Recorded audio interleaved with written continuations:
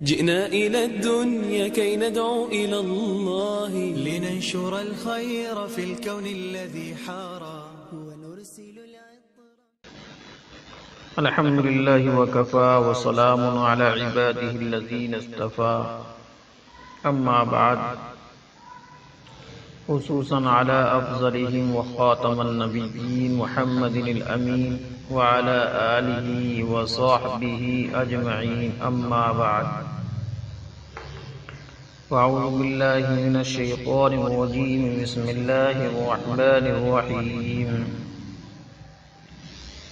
القارعة ما القارعة وما أدراك ما القارعة يوم يكون الناس كالفراش المبثوث وتكون الجبال كالعهن المنفوش. فأما من ثقلت موازينه فهو في عيشة راضية وأما من خفت موازينه فأمه هاوية وما أدراك ما هي نار حامية. صدق الله العظيم. رب اشرح لي صدري ويسر لي أمري واحلل عقدة من لساني يفقهوا قولي. اللهم ألهمنا وعظنا ونعوذ بك من شرور أنفسنا. ابھی میں نے سورہ القاریہ کی تلاوت کی، اور جیسا کہ آپ کو معلوم ہے کہ ان مجالس میں قرآن کریم کی مختصر صورتوں کا درس چل رہا ہے. آج اس مجلس میں جس سورت کا مطالعہ کر رہے ہیں وہ سورہ القاریہ ہے. یہ سورہ القاریہ یہ بھی مکی سورت ہے. قرآن کریم میں جو مکی صورتیں ہیں اس میں ایک طرح کا انداز آپ دیکھیں گے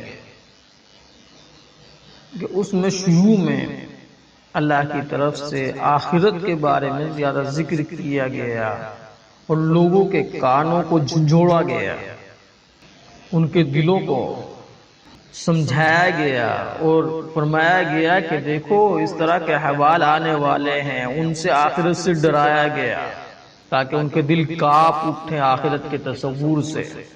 اس صورت مبارکہ میں بھی یہی ہے. سب سے پہلے ترجمہ یہ ہے القاریہ، یاد کرو وہ واقعہ جو دل دہلا کر رکھ دے گا، انسان کے رونگٹے کھڑے ہو جائیں گے، دل دہل جائے گا. مل قاریہ، کیا ہے وہ دل دہلانے والا واقعہ؟ وما ادراک مل قاریہ، اور تمہیں کیا معلوم وہ دل دہلانے والا واقعہ کیا ہے؟ پہلے ایک واقعے کا ذکر کیا گیا اور اس کے بعد مزید اور لوگوں کو معلوم ہو جائے اور لوگوں کی دلچسپی اس طرف اور مخاطب اور زیادہ دلچسپی لیں، اس لیے سوال بھی کیا گیا وما ادراک مل قاریہ، کہ تمہیں کیا معلوم وہ دل دہلانے والا واقعہ کیا ہے؟ یوم یکون الناس کالفراش المبثوث، جس دن سارے لوگ پھیلے ہوئے پروانوں کی طرح ہو جائیں گے.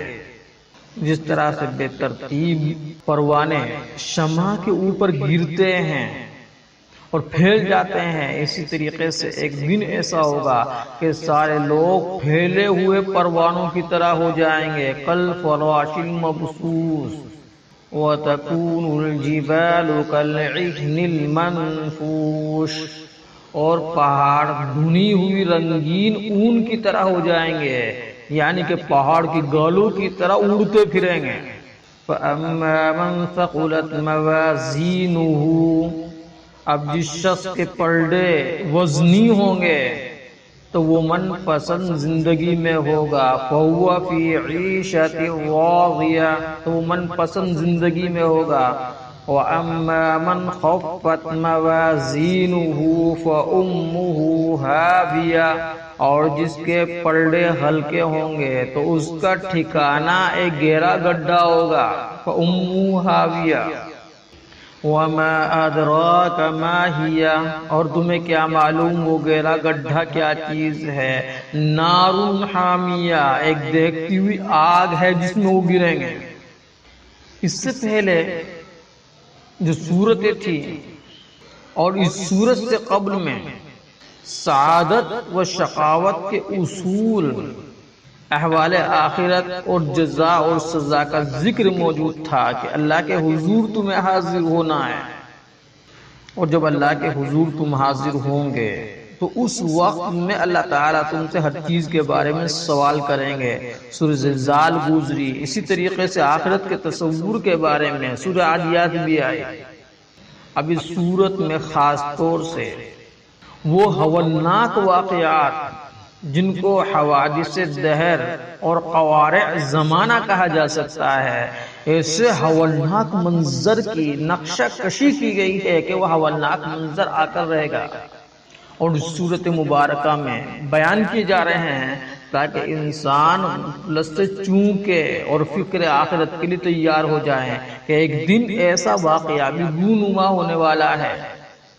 قرآن کریم میں ایسے تمام مضامین اور آیات کو جو طبع بشری کو جنبش دینے والے ہیں، جو انسان کے ضمیر اور دل کو جھنجھوڑتے ہیں، اس واقعات کو اللہ تعالیٰ نے اس صورت میں بیان فرمایا، اور قیامت کے سلسلے میں بہت سی صورتیں ہیں۔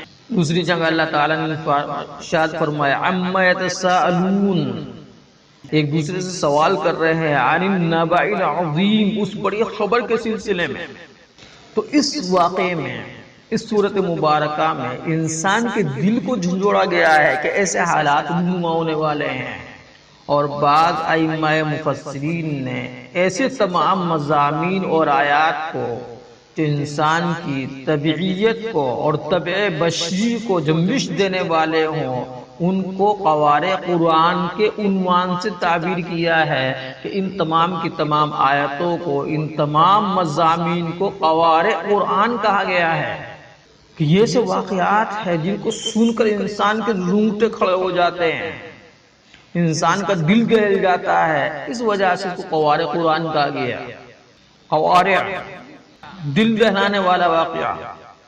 اس سورت کا نام قاریہ اس لیے رکھا کہ یہ قیامت کے دن واقع ہونے والے ایک شدید حادثے پر دلالت کرتی ہے کہ جب قیامت قائم ہوگی تو اس وقت کے حالات یہ رونما ہوں گے، انسان کا دل دہل جائے گا، جس سے دلوں کو بہت دہشت پہنچے گی۔ اس وجہ سے اس سورت مبارکہ کا نام بھی القاریہ رکھا، اور اس حادثے کے اثر سے بھاری جسم ہلکے پڑ جائیں گے اور سخت جسم ریزہ ریزہ ہو جائیں گے، اجزاء کے اندر سے اتصال اور تماسک ختم ہو جائے گا، جو اجزاء ایک دوسرے سے جڑے ہوتے ہیں وہ ختم ہو جائیں گے، وہ ریزہ ریزہ ہو جائیں گے، اور جو ایک جگہ ٹھہرنے کی جو ان کی طاقت ہوتی ہے وہ بھی ختم ہو جائے گی، اور کسی بھی چیز کا بھاری پن جو اس چیز کے اپنی جگہ قائم محفوظ رہنے کا سبب تھا وہ باقی نہیں رہے گا، نہ ہی اس کے اجزاء کی صلابت اور سختی رہے گی جو ان کے مجتمع رہنے کا سبب بنتی ہے۔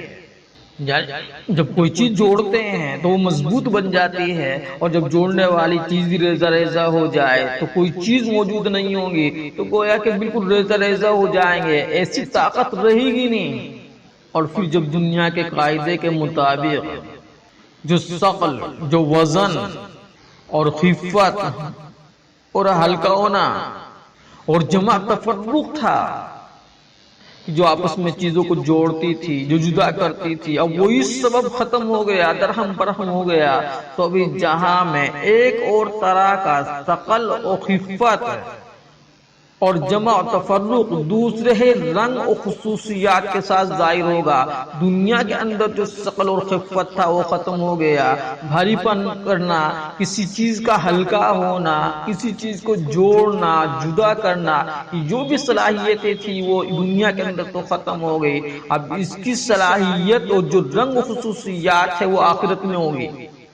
چنانچہ وہاں کا وزن جنت کے درجات میں اوپر چڑھنے اور بلند ہونے کا باعث ہوگا۔ جس کے درجات بلند ہوں گے، جس کے اعمال وزنی ہوں گے، تو تو لہذا وہ جنت میں اعلیٰ درجے پر فائز ہوگا، اور خفت و ہلکا پن دوزخ کی گہرائیوں میں نیچے گرنے کا سبب ہوگا۔ جس کے اعمال ہلکے ہوں گے تو وہ دوزخ کے گڈھے میں جا کر گرے گا، جبکہ دنیا کا قاعدہ یہ تھا کہ بوجھ و ثقل نیچے ہونے کا سبب ہوتا ہے اور خفت و ہلکا پن بلندی کا سبب ہوتا تھا۔ دنیا کے اندر جو چیز بھاری ہوتی ہے وہ نیچے ہوتی ہے اور ہلکا اوپر چلا جاتا ہے، اور آخرت میں الٹا ہوگا کہ ہلکا جو ہے وہ نیچے آ جائے گا اور ثقل جو اوپر چلا جائے گا۔ اس قسم کے انقلاب عظیم سے ڈرانا قرآن کریم کے مقاصد میں سے ایک بڑا مقصد ہے۔ فرمایا کہ آخرت میں ایسا ہونے والا ہے، لہذا تم ڈر جاؤ۔ حضور اکرم صلی اللہ علیہ وسلم جس چیز کی تمہیں تعلیم دے رہے ہیں، لہذا تمہیں ان کی بات مان لینی چاہیے۔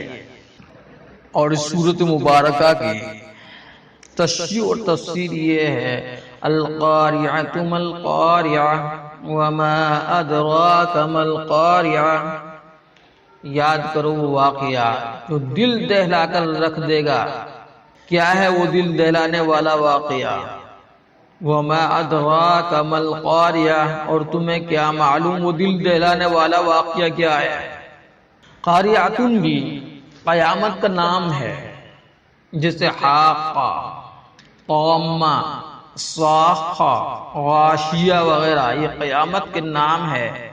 تو اسی طریقے سے قاریہ بھی قیامت کا نام ہے، اور قیامت کی ہولناکی کے بیان کے لیے سوال ہوتا ہے قاریہ کیا ہے؟ کیا وہ چیز کیا ہے؟ اس کا علم بغیر میرے بتائے کسی کو حاصل نہیں ہو سکتا، جب تک کہ اللہ تبارک و تعالی کسی شخص کو علم نہ دیں، علم غیب نہ دیں، یا علم وحی کے ذریعے سے انسان کو مطلع نہ کریں، تو کسی شخص کو یہ احوال کا علم ہو ہی نہیں سکتا۔ یعنی قیامت جو قلوب کو سخت گھبراہٹ سے اور کانوں کو تیز شور سے کھڑکھڑا کر ڈالے گی، اس کی ہولناکی اور اس کی ہیبت کو بغیر میرے بتلائے اپنی قوت فکریہ اور عقلی کاوش سے انسان سمجھ ہی نہیں سکتا۔ اس لیے کہ اب خود ہی اس کے بعد آثار بیان فرماتے ہیں کہ القاریہ کیا ہے۔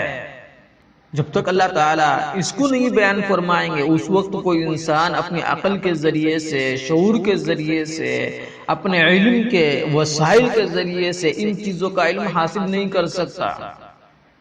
تو اب اللہ بیان فرما رہے ہیں یوم یکون الناس کالفراش المبثوث، جس دن سارے لوگ پھیلے ہوئے پروانوں کی طرح ہو جائیں گے۔ یہاں پروانوں سے تشبیہ جو دی گئی ہے کہ انسان پروانوں کی طرح ہو جائیں گے، یہ ضعف، کثرت، بےتابی اور حرکت کی بے انتظامی میں ہے۔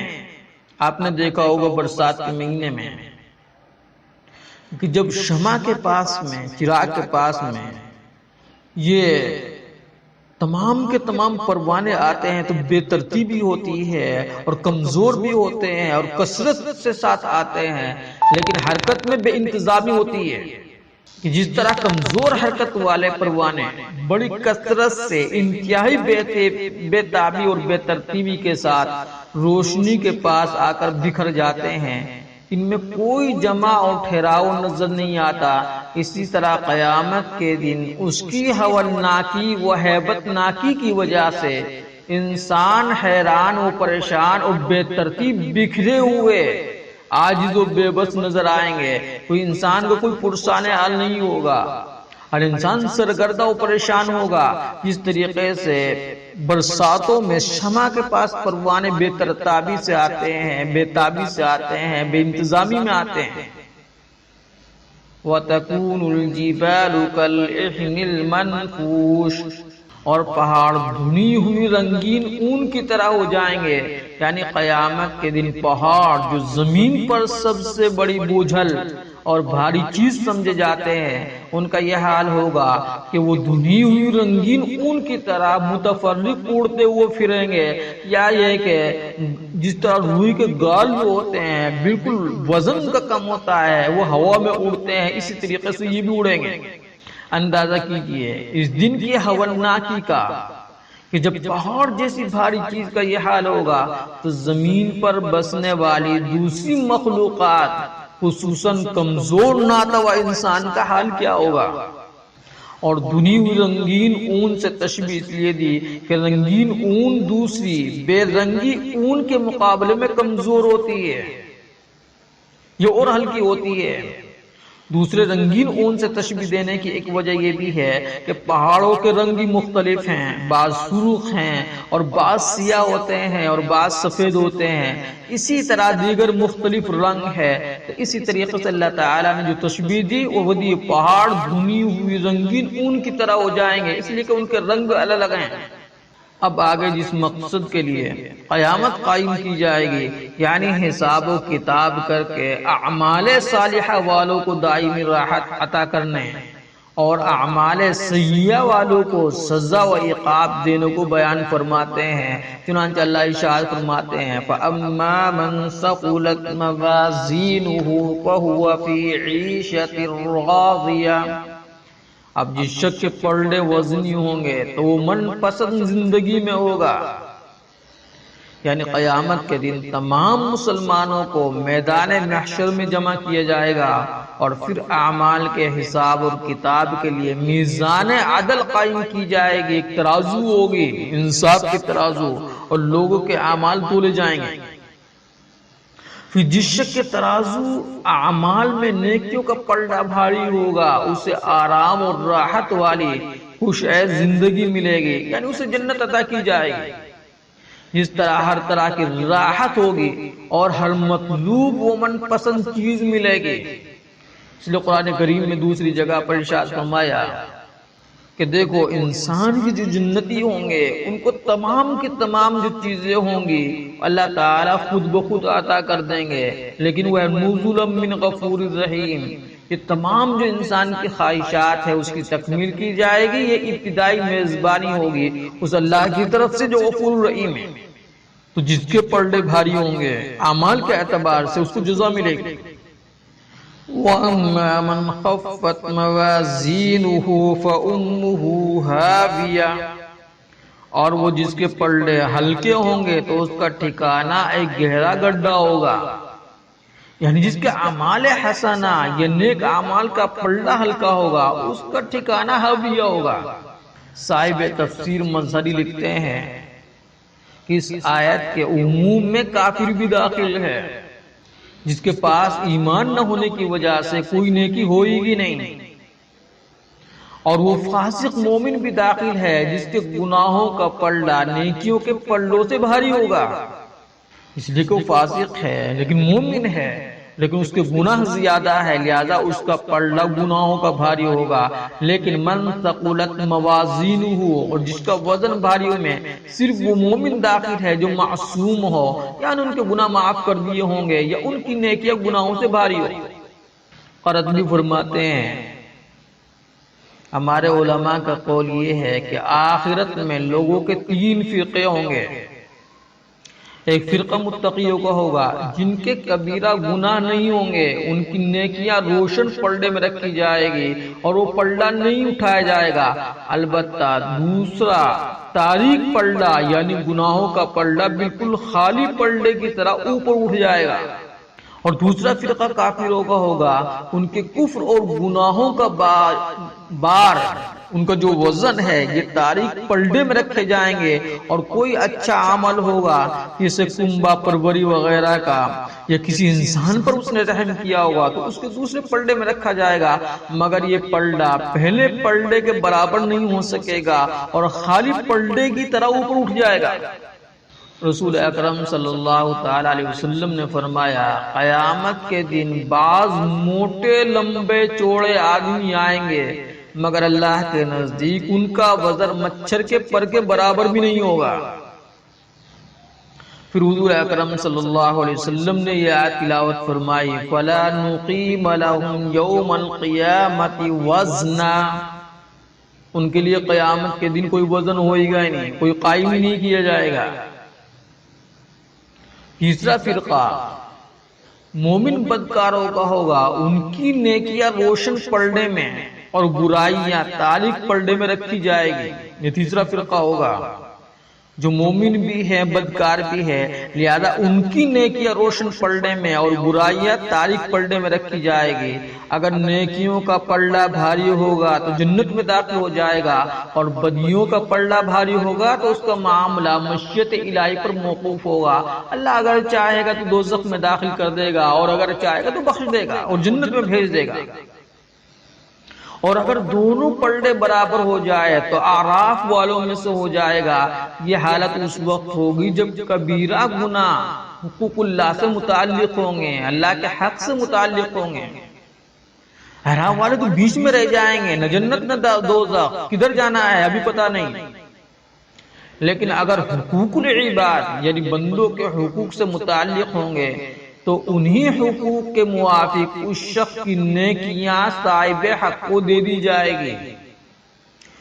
بڑا عالم تھا، بڑا فاضل تھا، نیکیاں بہت کر کے لایا تھا، کسی کا حق دبایا ہوا تھا، تو اس کی جتنی نیکیاں ہیں وہ تمام کے تمام صاحب حق کو دے دی جائے گی۔